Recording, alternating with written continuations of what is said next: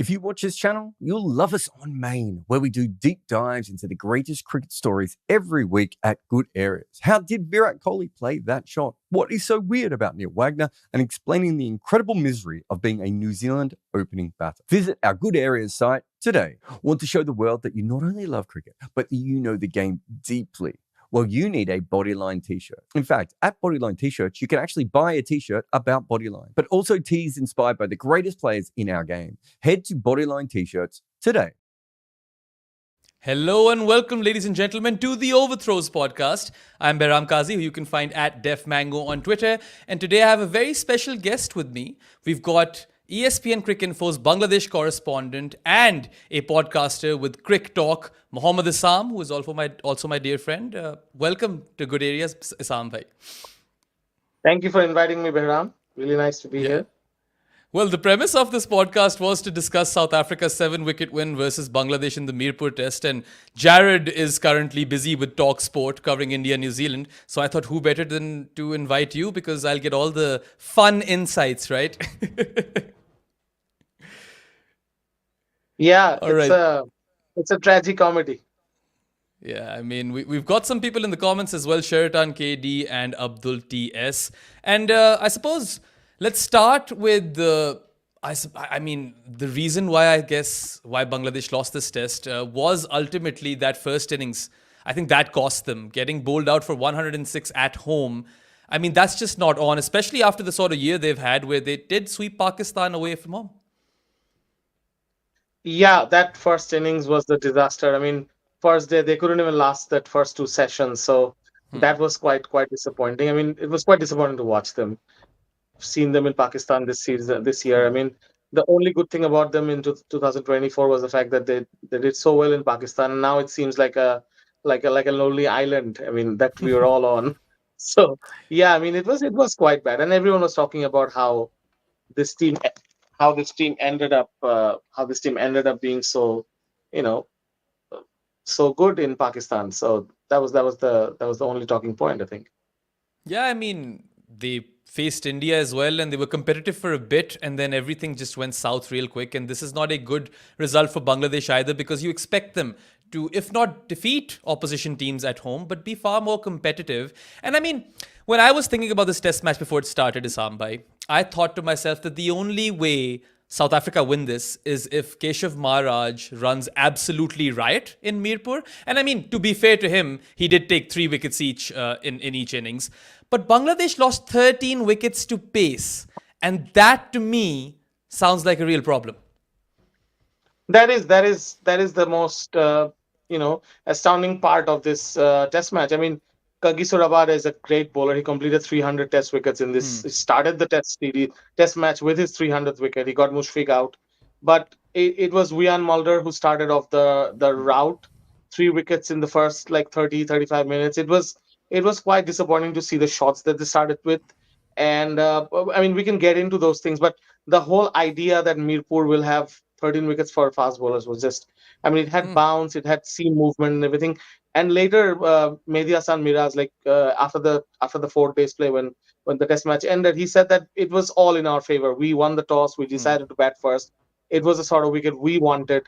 But when the top order lasts, or the batting order lasts for a session and a half on the first day, the writing is on the wall. Absolutely, and it is really, really disappointing. Got some fans of yours, Isam bhai, in the comments. Embers Assembling is saying the GOAT is in the house. Other people are calling you the GOAT as well. And yeah, you guys should be really happy, because clearly, from the looks of it, Isam bhai is fighting his sleep to be here on the podcast. Anyway, you mentioned Qazi Rabada, and I think he's a major talking point, right? 3 for 26 in the first innings, and then 6 for 46 in the second. He has become the quickest bowler in Test cricket to 300 wickets by number of balls bowled, and he has the best strike rate for any bowler to have ever played Test cricket, with a minimum of 120 wickets. And when you just think about that, when you let that sink in, it's just, really remarkable. It's phenomenal.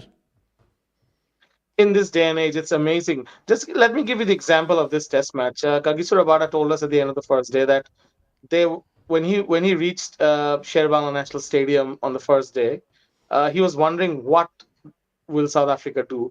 When they lost the toss and Bangladesh decided to bat first, he was quite nervous. I mean, this is a guy on 299 test wickets, about to make a record.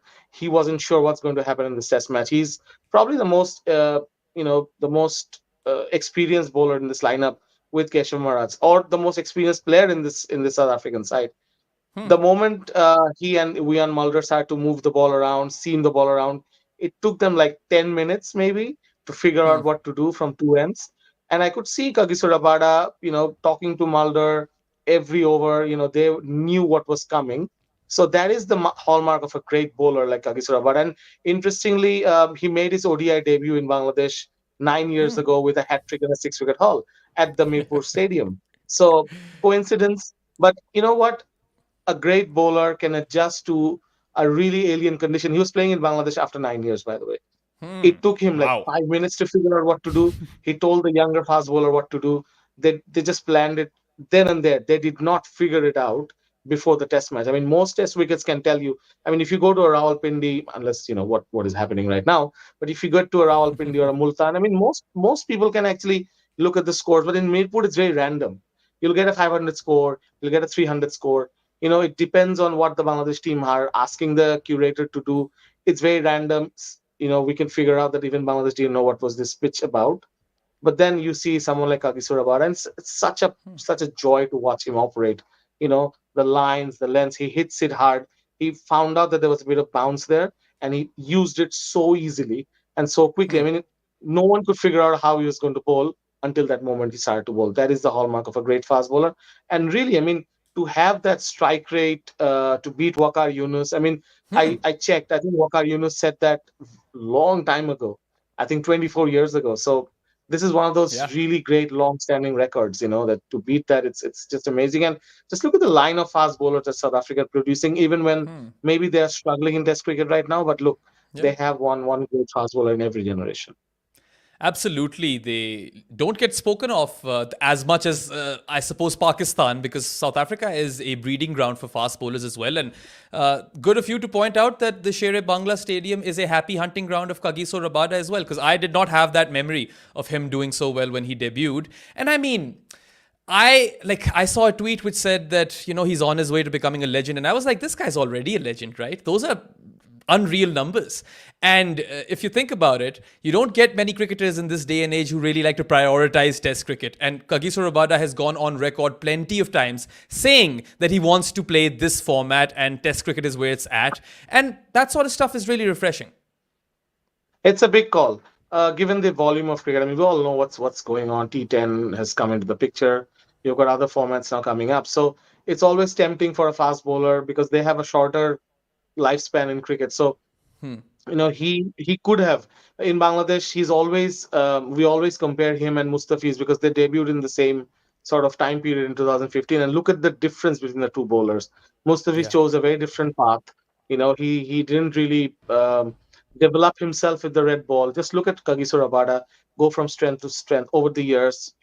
I remember like within the first 2-3 years he became this massive red ball Yeah. bowler, and then we would always think that what if Mustafiz has that one USP, he's got that one thing, that cutter. But he could have Yes. developed himself into a great red ball bowler as well. He started off with a 4-wicket haul against South Africa in that very series. Rabada didn't even play that test match. He was in the squad.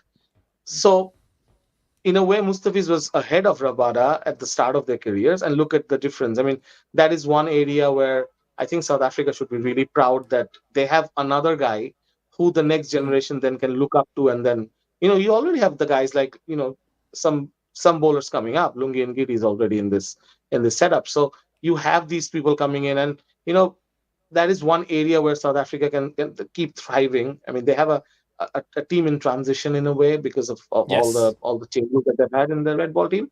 So I'm sure that it's someone that and he's got a future.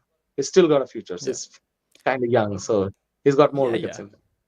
I mean, it's a very fascinating comparison that you've made over there with the Fizz, who back in the day when he started could really crank it up as well, but he's become a variation bowler, right? And Kagiso Rabada's main USP is Test cricket. He is the best, bowler with a red ball. if you'd look at all three formats. But he wasn't the only seamer who impressed, right? Wian Mulder, you mentioned him prior, also took 4 wickets in this test match, including 3 for 22 in the first innings. And I mean, he was invaluable with the bat as well. Scored a clutch 54 when South Africa were reduced to 6 down for 108. And that partnership with Verreynne really took the game away from Bangladesh. Yeah, amazing all-round performance. I mean, that goes underrated because of the way Verreynne played or the way Qazi Rabada bowled 9 wickets in the game. But it was Wian Mulder who opened up the game. 3 wickets in the first session or in the first hour, actually. And I mean, you can say that he was kind of lucky with the shots that they played, but he built it up. He bowled maidens and he made sure that Mahmudul Hassan Joy and Shadman Islam weren't, getting the freebies. And looking for runs, Shadman got out, edging a really wide ball. You had Nazmul Hussain Shanto, turning the bat. The same with Mominul Haq. These are good players, at least good players in by form. Mominul had a century from Kanpur. Shanto had Yep. some runs, but these are inconsistent batsmen. All of them are inconsistent batters. For Wian Mulder to get the initiative before Kagiso Rabada, that really helps South Africa. And the fact that he's a seamer taking 3 wickets and then Rabada comes and removes Mushfiqur Rahim, that was the game. Bangladesh just couldn't recover from it. That is a sign of a culture where Test cricket is respected. I mean, Yeah. I know it's a big call, but Bangladesh has this problem of not really respecting Test cricket that much. But this is where, or sometimes taking it for granted. I mean, if have to say it with a political correctness, they take the Mirpur. We'll get to that. Don't worry. I'll bother Yeah. you about it. Don't worry. I have a few things to say about that. But South Africa very quickly understood the conditions, used it. When they came to bat, they were in trouble. And as you said, Wian Mulder, Kyle Verreynne, he swept really well. Both batters used the bounce of the wicket at times. I think Taijul Islam bowled very well, but I don't think the off spinners bowled that well. But still, in these conditions, South Africans obviously they haven't played for a long time, so it's really, really fascinating to see how they fought back with the bat as well. Absolutely. I remember catching highlights of that day's play, and I hadn't looked at the scorecard, right? Of course, there's a lot of cricket going on, so I haven't been able to watch a lot of this game. But when I saw all those wickets tumbling and Taijul go crazy, I was like, okay, right, Bangladesh are in this. And then, in fact, it was Wian Mulder who kind of released the pressure at the start of that partnership, right? And then Verreynne kind of went big, and he was the only centurion in this game, scored 114 in South Africa's first innings. And, it's a pressure knock. We've seen glimpses of, brilliance from him in the past. He hasn't quite been able to cement his. He does have a regular spot in the team. But as far as his personal legend goes, I think this century in foreign conditions, this would go a long way. This would go a long way. I mean, he's got a lot of cricket in him to be played in the subcontinent. I don't know South Africa's program, but definitely they're going to tour India, Pakistan, Sri Lanka in the future. Mirpur is kind of different from these conditions. It's extreme spin, extreme slow or something. I mean, it's not a typical Indian wicket or typical. You can't really compare it with a typical rack turner as well. Kind of slow turn, but it's the idea of scoring a century under pressure, 6 down for 108. In subcontinent, scoring those runs for a relative newcomer in international cricket. At that, I mean, he's got a century in New Zealand, but he told us that he rates this one higher because of the situation, because of the heat, and also I think he hasn't played a lot of Test cricket recently. I think South Africa had a bit of a go in one-day cricket in UAE recently. So Yep. he told us that he comes from the Abu Dhabi experience helped him with the heat in Dhaka, but also the fact that these are pressure moments in a Test match. So to see him tackle Bangladesh's spinners. They were at them. They were really, they had the tail up. But the way he used the crease, the way he played his sweep shot. I mean, it is sometimes I kind of think that sweep shots, especially in Mirpur, can be slightly dangerous because of the low bounce. It can sneak under your bat. It can put you in a sort of like a double state of mind, like okay, I can play that shot also, play it straight, but then the bounce always makes you think twice about playing a sweep shot. But I think he was very assured of that shot throughout that innings. I mean, there were moments when I thought that there's no need to play that, but I think it's his release shot as well. So he played that very well. And I think that was the cornerstone. I think he's got 49 runs from the sweep shot, from whatever data we That's could manage from the European Cricket Info. That's insane. I reckon Ben Stokes and Baz McCullum should try to recruit him because they also love to play the sweep shot. But yeah, I was really impressed with Kyle Verreynne. And I mean, I've seen him bat prior as well. This is the knock where, it's alien conditions. You have to face top quality spin. And that's where he's kind of come good. And I think South Africans will breathe a bit easier knowing that they've got a solid Quinton de Kock replacement now. Because I remember at the start when de Kock kind of hung his boots in Test cricket, we saw Heinrich Klaassen for like 2-3 Test matches. And ever since, it's been Kyle Verreynne. So, I mean, long way to go for him and a very important knock in his career. One thing I really want to talk to you about before we go on break is that there were around, 3 dropped catches in that South African first innings. And had that total been 258 rather than 308, things could have been different for Bangladesh, right? If they were defending 150 plus, they had a chance at winning this. Yeah, one of those chances was quite, insane to drop that catch. I think Mohammad will drop that at short leg. He was slow to move towards that ball. It was just over his head. Yeah, I mean, test matches, it can move slowly, but then you drop these catches and then, the momentum shifts. There was definitely a shift of momentum. The heads went down for Bangladesh. I mean, they already had 106 runs in the board. To have South Africa 108 for 6, there was that outside chance that you can bowl out South Africa for maybe less than 150 and then have a go at them. I mean, they don't really have a strong tail. So there was that moment when Bangladesh would have thought that they had it. But I think it. If we will talk about the other stuff that has happened, it hasn't been a great week in Bangladesh cricket. It hasn't really been a great week. Yeah, we'll definitely get to all of that. And I think we've discussed South Africa enough. So we'll be back in a short moment. You're watching Overthrows with Behram and Mohammad Isam. And stay tuned for more discourse on Bangladesh after this short break. I think Rakshit has forgotten to play the ad, so I will find the ad.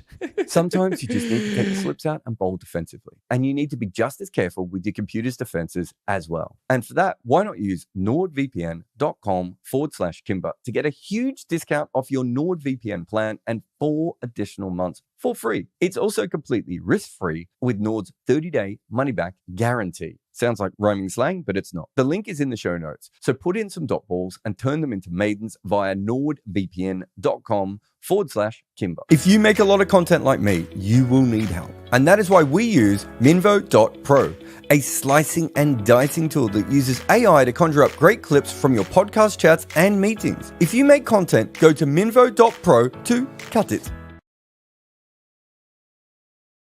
Welcome back to Overthrows. You guys are with Behram and Mohammad Isam. And speaking about Bangladesh performances, of course, we mentioned how Keshav Maharaj took 3 wickets each in both innings, but he wasn't the best spinner on display. Taijul Islam took 5 for 122 in his first dig and 3 for 44 in his second, 8 wickets in total. And he's just sneaked to 200 test wickets, Isam bhai. Only the second Bangladesh bowler to have gotten to that landmark. And he's really this unsung hero of Bangladesh cricket who doesn't get spoken of a lot. And I mean, you can't really fault him. He did everything he could in this test match. Yeah, second Bangladeshi to get to 200 test wickets, the fastest Bangladeshi by 6 test matches actually. Shakib got there in 54 matches. He's now there in 48 matches. Taijul is really gets no credit, like the short end of the stick. He bowls like he's like the general bowler. Like if you're talking about an Australian fast bowler or English fast bowler, he's the guy who bowls in the wind.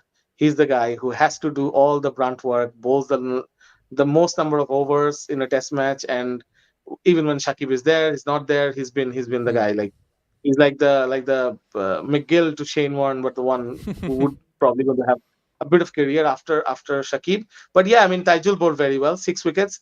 The only disappointing factor was he couldn't get any wickets after the initial burst. So that would be slightly, But I still think that he deserved more support from Mehdi Hassan and Naeem Hassan, who didn't really contribute that much with the ball. Hassan Mahmood bowled well. Our Pakistan guy, the guy who rocked Pakistan, Hassan Mahmood, he's the lone seamer, which probably was a mistake. They could have picked 5 bowlers, but they were so scared to play without Shakib.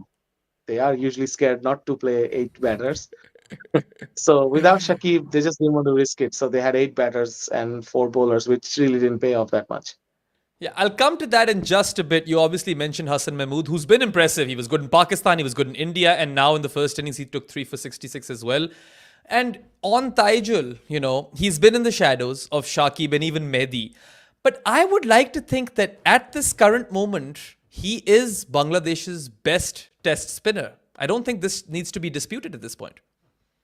No, no, no. Of course, he's the best spinner in this team, and he also needs to believe that.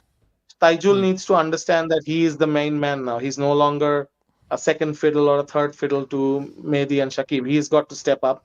Mehdi hasn't bowled that much. Also, I mean, Mehdi is slowly becoming a batter as well, so he's had to balance that out. And there's no Shakib. There's not going to be any more Shakib, from what I Yeah. understand.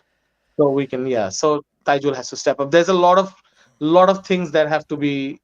There are a lot of people who have to step up now, not just Taijul. There's a lot of other batters who have to step up in Shakib. So, but as far as because you asked that question, yeah, Taijul has to believe in himself that he's now going to be the main wicket taker of this team. Absolutely. And of course, we've mentioned Shakib Al Hasan a fair few times. Just to give viewers some context, he was in line to play this test and he wanted this Mirpur test to be his last. And that's how he had imagined his last swan song. And things look good for a bit, right?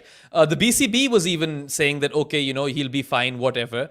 And then I reckon some protests broke out and he did not, take his flight. And we even saw some, fights breaking out outside the Sher-e-Bangla National Stadium between Shakib fans and Shakib naysayers.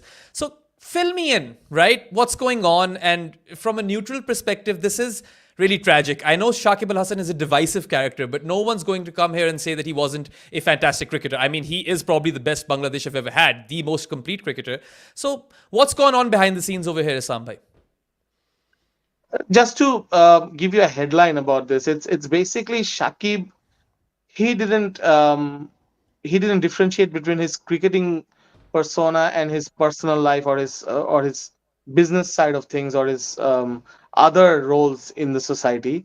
So now people are saying that, I mean, if you haven't been able to separate between your politician uh, persona or politician tag with your cricketer tag, you have to pay the price. So Yeah. essentially he said in Kanpur on September 26th that I wish that I can be taken in that Dhaka test as my last test match, if the government can ensure my entry and exit. Entry and exit means there's been a lot of arrests in Bangladesh of Awami League MPs and ministers because they were part of the last government who abandoned the country on August the 5th. The government changed on that day, or the Awami League government resigned effectively on that day. After that, an interim government took over, and there were a lot of arrests of high-profile ministers and high-profile business people from the Awami League backed people. Shakib was obviously an Awami League MP Yeah. from Magura, his home district. He won the election in I think January this year, and it was a farcical election for him. I mean, he was these are all farcical elections. Anyways, Shakib, he had a murder case to his name, but of course he wasn't in the Yeah. country on that day. On August, he was playing in Canada, Global T20 Canada. But the thing was, Shaki was silent during the protest. Okay, he was an He did MP from the apologize, Awami League. though. He said that I'm sorry if Yeah, my silence hurt people. That was a Facebook post, if yeah. I'm not wrong.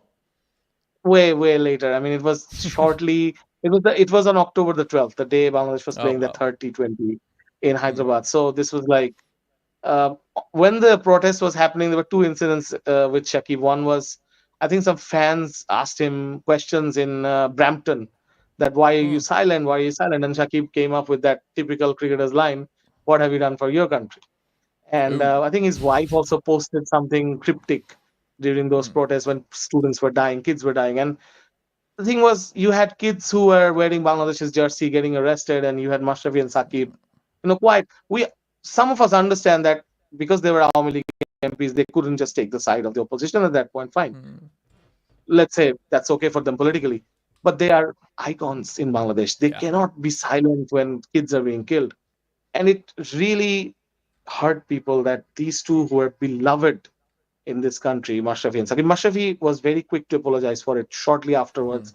He was the first one. And then Shakib, obviously, he did it because one of the student leaders, like one of the, they call them coordinators. He has become a sports advisor. He said that Shakib needs to clarify his political standpoint. It might be easier for him to come to Bangladesh. He did that, but then in that last moment, the protesters said, no, no, we don't want him. It's a small group, but there was widespread Yeah. opposition to his return, and I think the government told him that it's not going to be safe. I think they also calculated the fact that South Africa here, if any untoward incident happens, Bangladesh's international cricket becomes like hosting international teams become a bit of a problem. You have the BPL with a lot of overseas players coming up, so all those things came into the equation, and then Shakib was told not to come, which I think is, in a way, it was okay. I mean, he skipped a lot of test matches, by his own wish. So he could have played 24, I think something like 24 test matches or something, a 10, 15. He just voluntarily didn't play. So what's one test match going to hurt? But from a cricketing point of view, of course, he's a legend. He's one of Yeah. the most legendary cricketers, all rounders in the world, not just from Bangladesh. He's like compared with Sir Garfield Sobers sometimes. He's got some contemporaries with him. So he's regarded highly. So, but I mean, he could have made a difference against South Africa, him being there. And we have also seen that he's probably coming to the end of his powers. In Rawalpindi, we saw the batting wasn't Yeah. great.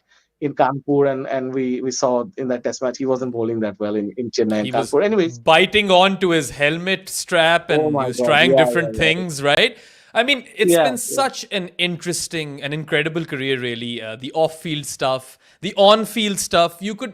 There should be a movie on Shakib Al Hasan, right? Like, he deserves a movie. And I mean, he's, despite all the political stuff, a legend of the game. And sure, he didn't get his fairy tale ending in Test cricket, but at least he had that series, the clean sweep in Pakistan, right? That's a happy memory to take back, I suppose. And I mean, he's left a major void in this team. I thought Bangladesh's balance in Pakistan was impeccable because in Mehdi Hasan Miraz and Shakib Al Hasan, you have two full time batters and bowlers, right? And you bat till 8. And now that Shakib wasn't available, or well, he was available but couldn't make it towards the end, they had to fill that void and then they played a batter. Now, no disrespect to Jakir Ali because he scored 58 runs, but you do feel that they were a bowler short, right? Yeah, I mean, you win a test match not by scoring just 500 runs, and you win a test match taking 20 wickets. Bangladesh, obviously, without Shakib, that bowling prowess goes down a bit. So they needed second seamer, and then they had three spinners. With Mehdi batting at 7, you still have 7 batters. Naeem can bat a bit, Taijul can bat a bit. I know that they're not like Jakir, but Yeah. if you had to replace Shakib, maybe get an experienced batter from first class cricket if you had to get him. I mean, Jakar scored a 50 in the second innings, but it was a very tough situation for Bangladesh by then. They had odd leader. He played a really bad shot in the first innings. First innings blues or first innings nerves. They have to rethink their lineup in Chittagong because it's vastly different conditions. They've Yeah. already made one change. They've dropped Taskin and got Said Khalid Ahmed back. It's unlikely that he will play, but I think they'll try two seamers, and I don't know what they're going to do. They might again go with four bowlers because they don't want to lose in Chittagong, which is slightly better for batters. It's a good pitch for as far as batters are concerned. So there will be a lot of thought put to that, and also they have a new coach. So We'll come to that. I have that in my of notes.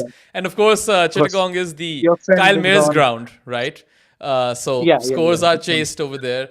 Yeah, I mean, it's interesting, right? Just before we move on, I want to know, like, is Shakib ever going to return in the near future to Bangladesh, or is that off the table?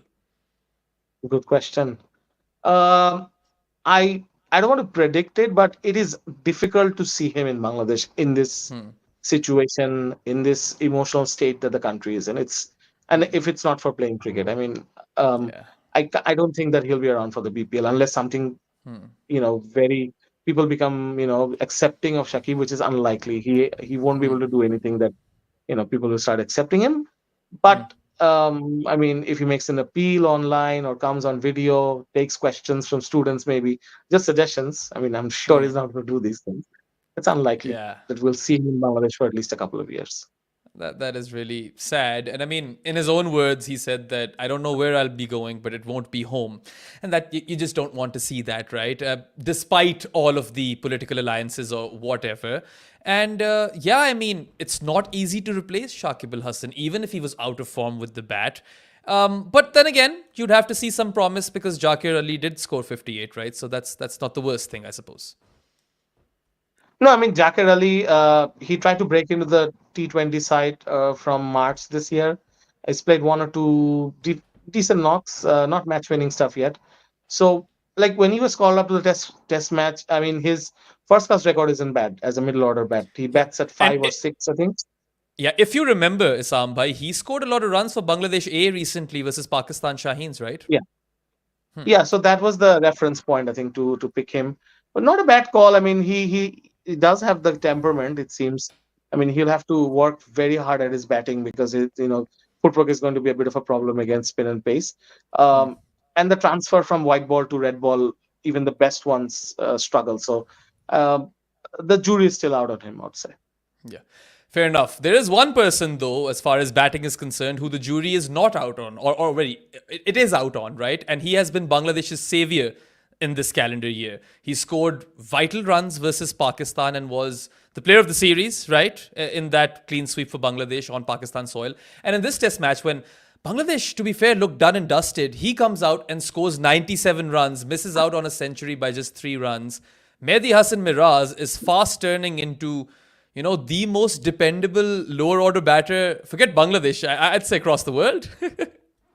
Yeah, I mean, at number 8, he's the highest scorer in the team in this cycle, in this World Test Championship cycle. Just imagine how bad the top 6 has been.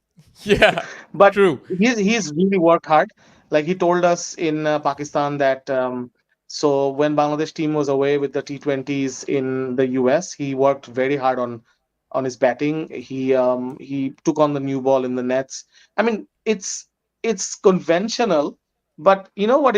It can happen that a slightly less talented batter works so hard at his batting. He comes into international cricket. He works harder. He told us today that his batting average has started when it was like 1.5 when he started his career. He was just a bowler. I mean, he was a very good player in under 19. He was a very good all rounder. I mean, he's coming back to that sort of role in this team. I predict that he has to bat in the top 6 from very soon, and they'll have to find a new balance. Just make sure that he is that all rounder that Bangladesh had with Shakib, and now find someone else to do his job at numbers 8 or 9. It's True. hard to replace him as well, but he'll have to take up a bigger role in this team. I hope it's not captaincy. I really hope it's not captaincy because he's doing his job. Let him do his job. Captaincy should go to someone else, because it's very hard to be captain in Bangladesh right now. I mean, is Shanto's position as captain under threat? No, I don't think it's under threat because they don't really have a lot of choices. But I think he's struggling. I think from what I've heard from seniors within Bangladesh Cricket Board is that he has to prioritize which captaincy he wants because a young batter, he's 26. The difficulty is it's a cricket mad country and the stars are going. Yes. It's very hard to compare what he's up to, what he's facing because without Shakib, without Tamim, without Mahmudullah in T20s, tests, without Mashrafi in the setup, you need those voices, you need those advisors in a way to lead you through these transition phases. It's a very very difficult job to have right now. So I feel pity for him actually.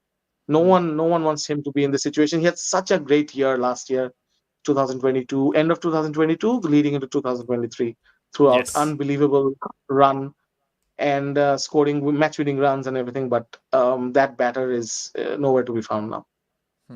I mean, it's interesting how you don't see Mehdi as a captain, and I don't either. But I do see him as a future leader within the dressing room because he's putting in these performances, and he's doing what Dhananjaya De Silva has done for so long for Sri Lanka, and he's doing it regularly, right? He bails Bangladesh out, and his runs are priceless. He'll get you, a couple of wickets here and there, and he, at this point, you'd have to say, is a genuine all-rounder. So I feel like the future is Mehdi, at least from where I'm sitting. No, no, of course. I rate him as a captain. He was a very good under 19 captain as well. He's got that leadership skill. But what I'm trying to say is Bangladesh has this tendency to burden a young cricketer with captaincy as soon as he starts doing well. Same thing happened Ah. with Shakib, Mushfiq, Mashrafi, and Shanto now, and many years ago with other players as well. So let him, get into that situation where he becomes an automatic choice in at least the format that he's going to captain in, because I mean, that's the sort of respect. I mean, in Bangladesh, a captain has to lead by example. Okay. That's the big thing here. It's not anything else. So I think let him get into the groove of that performance, or being that performer, and then maybe think about that. But I fear that he's already being seen as the next captain in one of the three formats at least. Yeah, well, we shall find out soon enough, I suppose. As we know, the BCB is also, of that same ilk as the SLC and the PCB, and it's extremely volatile in many ways. But speaking of future superstars, where is Nahid Rana exactly? Is he injured? No, no, he's in the squad. He's training with the squad just because of the wicket. As I said, they could have played two fast bowlers. He might play in Chittagong. You never know. That pace is good. And if Chittagong has a bit of bite into it, or a bit of bounce, or can be a bit spicy, you could see him play. But he's my point, Behram, is if you have a guy who bowls 150 and you have a good spin attack, make a sporting wicket. Let your batters fight it out against South Africa. Take Yeah. 20 wickets. Let's see what happens. Say you bowl out South Africa twice in a game. Okay, you bowl out South Africa twice in a game. There's more chance of you winning a test match than South Africa. Yes, absolutely. No, There is you more have to chance. make those So, sort of brave calls. yeah. And I mean, just before we get to the coach stuff, because I want to end it over there, what would your ideal 11 be for Bangladesh in Chittagong, right? Given everything that we've seen in the first test match. You're putting me in the spot. Just um, give me I would changes. Who goes out, who comes in? look, if it was me selecting this team, I would definitely bring in Nahid Rana. Um, I don't know, drop a batter, Yeah. give the batting lineup that lack of assurance that there's Mehdi at 8, they're gonna bail you out. I mean, I'm sorry to be the carrier of bad news, but Mushtaq Ahmed came to the press conference the other day and he kept saying that, look, we beat Pakistan from 6 for 26. We're going to do it again. No, that's not the bravado I need from my coach. I mean, it's good to talk to the media in that way, but Yeah. it's a huge mistake to think that, oh, that guy's bailed us out from 6 for 26. He's going to do it every day. No, no, no, no, no. The number 8 cannot be your best batter. The number Yeah. 8 No. cannot be your highest scorer. So, in that sense, I would definitely think about dropping a batter, giving them 5 bowlers. But Chittagong is hard. It's a very hard place to bowl people out. If you want to draw the series, at least you have to win that game, right? So drop a batter. Tell the batters these are the 7. You do your job. We're not going to have give you a backup at number 8. Bring up that batting lineup. Give them 5 bowlers. Nahid Rana is your X factor. Try to spice up that pitch. Hope that you win the toss. Use that first sort of condition because it's early winterish in Bangladesh right now. There's a bit of fog. There's a bit of thing, a bit of moisture around in the morning, a bit of it. So let's see. I mean, if Rabada and Wian Mulder have used it, what if there is something in Chittagong, and what if they can use it?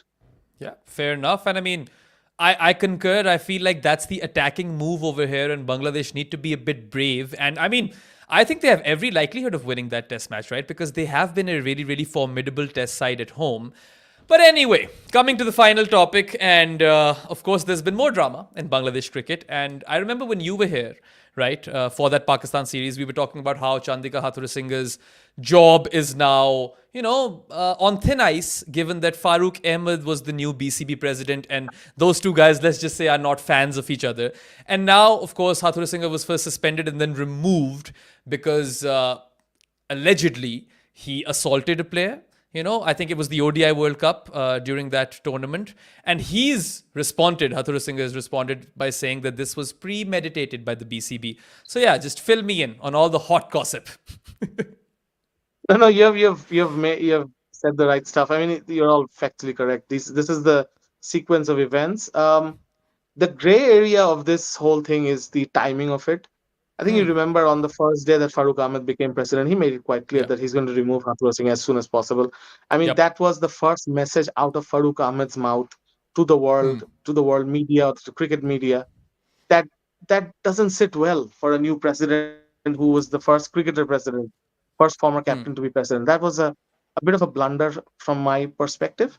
And then Hathura Singh, obviously, there was divided opinion on Hathura Singh when he was the coach because he had too much power with Nazmul Hasan Papon in his side. That was a different era. Um, the thing that I also discussed in my podcast with Atif Azam recently was that Farooq Ahmed never met Hathura Singh. In these 2-3 months, whenever Hatu has come back, that also is slightly unprofessional. I mean, if you want to look at that problem, head first or head on, you meet the person, you ask Yeah. him, have you done it? There is apparently quite good number of people who've said that he did assault that player. We don't know that completely because we haven't read the report or the previous report or whatever the conflicting terms are here. But when he was suspended for 48 hours, it really confused everyone. Like, is he sacked? Is he terminated? And then yeah, they did terminate him 2 days later. That also gave Hadra Singh to because he wasn't probably investigated properly. Then he had that statement out. It's quite a strong statement. No one replied from the cricket board afterwards, but the transition is complete. He's gone. Phil Simmons is in. Phil Simmons Yeah. is the most experienced international coach Bangladesh has ever got. When he reached Yeah. Bangladesh, he had already coached in 390 international matches for 20 Wow. years. He's coached in Bangladesh. He's also given interviews to Bangladesh twice. Like he's been to Bangladesh twice to be Bangladesh coach under Nazmul Hasan. I'll tell you a funny story before we end this. Back in 2018, or I think end of 2017, Hadra Singh had left for the first time in his first stint, and the BCB invited interviews. And Richard Pybus, the former Pakistan Yes. coach, and Phil Simmons, they showed interest. So they came to Bangladesh, gave their interviews, and when they were heading out, I was talking to some of my sources there, board directors and people like that, and I said, "Oh wow! I mean, you guys have nailed it. I mean, he's the best coach in the world." And they were like, "Isam, are you crazy? The best coach in the world? He comes to us to give an interview? Imagine, Behram." So low was their self-esteem as a cricket board or as a cricket board director that they thought that Phil Simmons is out of work. You know, why should we hire him if he thinks that he needs to come here? That was their mindset. We want a coach who belittles us or doesn't give a shit to us. We want him. But the guy This is with not cryptic that at all, folks. this is serious stuff. Yeah. And like at the end of that month, he got the Afghanistan job, and we know what happened afterwards. Like, Yes. and he's led great. He's made changes in Ireland. He's made changes in Afghanistan cricket, West Indies cricket. We all know these things. What He won Bangladesh the missed, I remember. T20 World Cup, right? T20 T20 World World Cup Cup, winning of coach with the course. West Indies. And I've spoken to him at Yeah, of length when he was here as Karachi Kings coach. Wonderful guy, course. Yeah. someone who looks at player development very keenly. And he is a good man manager. So, I mean, there's a lot to love about Phil Simmons. Honestly, I think Bangladesh cricket lucked out. And maybe they only sacked Hattu as soon as they knew that Phil Simmons was probably available. Yeah, he's available, but only for 5 months. I think he finishes his this contract with the Champions Trophy. It's going to be hard to nail him down because he's got that Karachi Kings contract. Yeah. He's got something in the MLC as well, so that'll be hard to keep him. But he's probably the best coach that Bangladesh has ever got, at least coming in to the job. Dave Watmore came in as a world champion from Sri Lanka.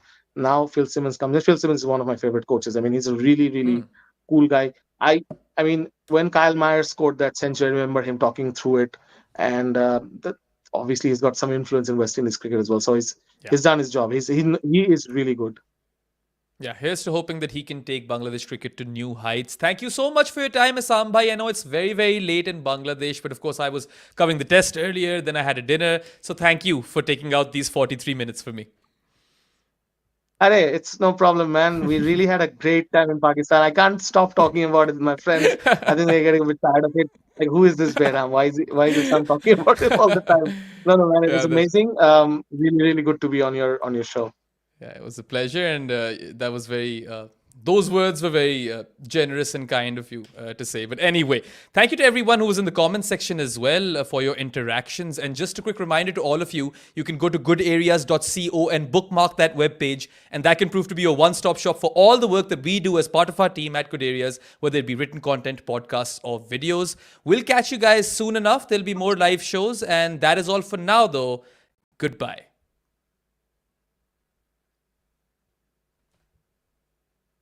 I have a book out with Abhishek Mukherjee, and it is called Overthrowing Cricket's Empire.